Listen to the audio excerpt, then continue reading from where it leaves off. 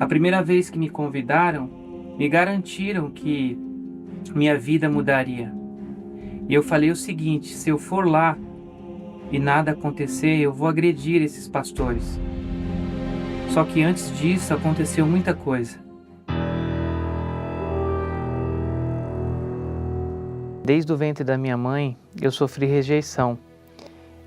Meu pai, ele disse que eu não era filho dele, que eu era filho do vizinho. Eu lembro de um episódio que a minha mãe não tinha o que me dar de comida e ela foi pedir uma ajuda para o meu pai e ele simplesmente virou para ela e disse que era para dar caldo de feijão porque ele não iria ajudar. Ele não se importava.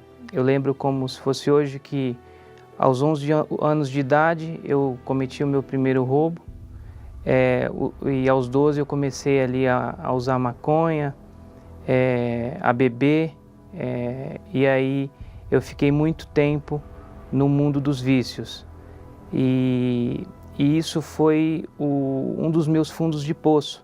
Aos 14 anos de idade eu comecei a trabalhar, porque havia necessidade, era muita miséria, muita pobreza.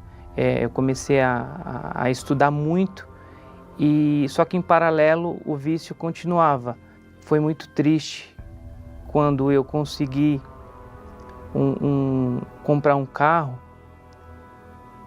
e aos 18 anos ali tirei a minha habilitação e consegui comprar esse carro, só que eu saí de uma festa muito embriagado e eu dei perca total nesse carro.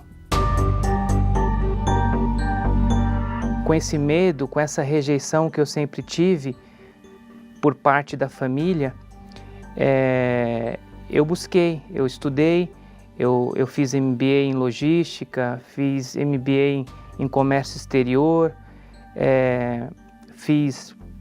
me profissionalizei ali, fiz pós-graduação em controladoria, em auditoria empresarial. Tenho por volta de 27 diplomas. Sempre procurei estudar, mas essa vida que eu levava nunca tinha um fim, uma paz. Às vezes pensava em tirar a minha vida e que às vezes as coisas não estariam fazendo sentido.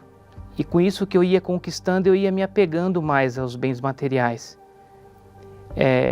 Eu sempre pensei que dinheiro, carro e casa eram tudo nesse mundo. Eu lembro também que eu passei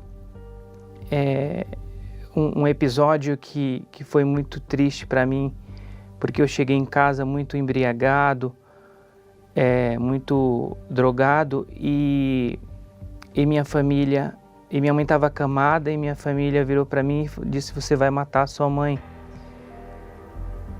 E naquele momento eu, fora de si, peguei e falei que ela morra.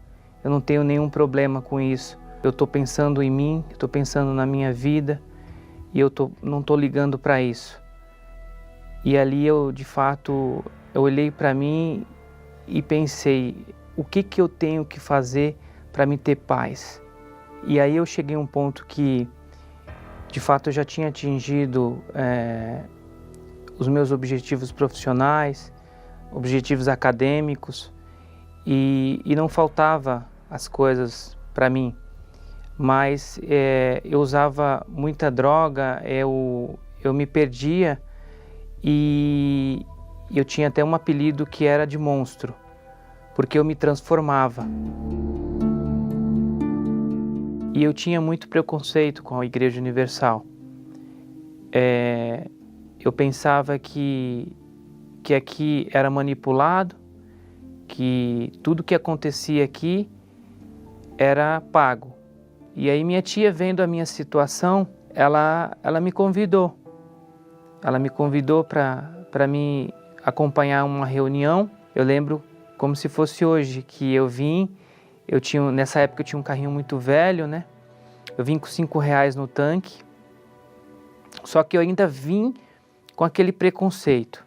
Eu vim tomando multa, porque os faróis do carro estavam alguns estavam quebrados, e eu cheguei aqui muito bravo. Eu tinha dentro de mim que se nada acontecesse, eu ia agredir os pastores, eu ia agredir os bispos, porque eu estava naquela situação, naquela abstinência, tudo por conta do vício também, e sem saída. Sentei no fundo e já ali, na primeira oração, eu já senti um alívio. Parece que 1 tonelada já tinha saído das minhas costas. Eu passei, de fato, a acompanhar os cultos, passei de fato, a colocar em prática tudo que os pastores e os bispos falavam no altar. Começou a acontecer coisas que, de fato, eu entendi que aqui era diferente, que a Igreja Universal, ela não era nada daquilo que eu pensei. Percebi que o meu interior, a vontade dos vícios já não tinha mais. E aí um fato que bem marcante foi que eu estava próximo a uma pessoa, ela estava bebendo e fumando, e aí eu olhei e senti nojo daquilo. Ali eu percebi que eu estava liberto e curado dos vícios. Eu fui domingo, me convidaram para um culto, e foi engraçado porque era o Bispo Macedo que estava fazendo a reunião. Lembro como se fosse hoje que o bispo ele falou Isaías 41:9. O Senhor escolheu o teu servo e ele nunca te rejeitou. E aquela palavra mudou a minha vida. Deus falou comigo que mesmo que meu pai, mesmo que minha mãe, mesmo que meus familiares, meus conhecidos me rejeitassem, Ele não me rejeitou. Ele estava ali, sempre Ele esteve comigo, sempre Ele esteve em todos os episódios que eu passei, todos os fundos de poço que eu tive, Deus estava olhando por mim. Deus, Ele nunca me rejeitou. E aí foi muito engraçado porque eu sempre fui apegado, às coisas materiais. E aí o bispo Macedo falou do tesouro, escondido.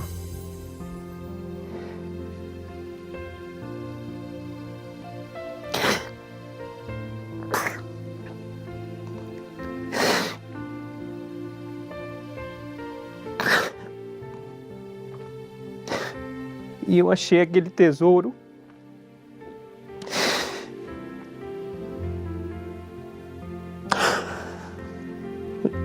E eu percebi que nada representava, nada de fato tinha mais importância na minha vida.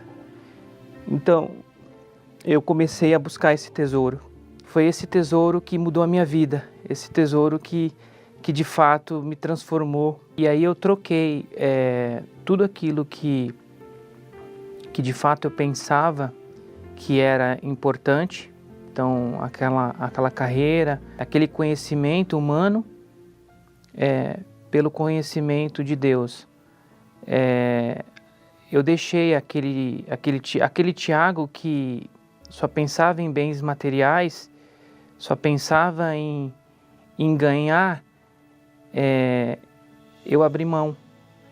Para mim não fazia mais sentido. Eu só queria ajudar as pessoas, eu só queria falar para as pessoas o que estava dentro de mim, aquela força, aquela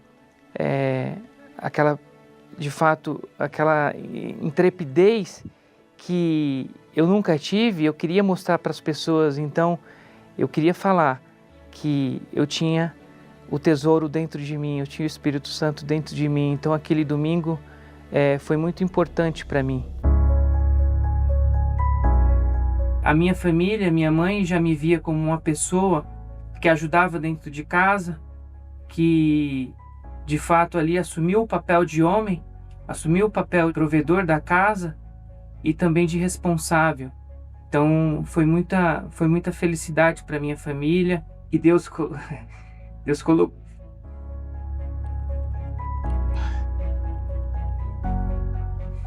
A minha vida sentimental nunca deu certo com ninguém. E Deus me presenteou com a minha esposa. E aí eu vi o tanto que Deus, Ele me tinha como servo. Aquela palavra Isaías 41 não saía da minha cabeça, porque Ele não tinha, de fato, Ele não tinha me rejeitado. A gente vive em paz, a gente hoje tem alguns imóveis, para aquele Tiago que passava fome, né?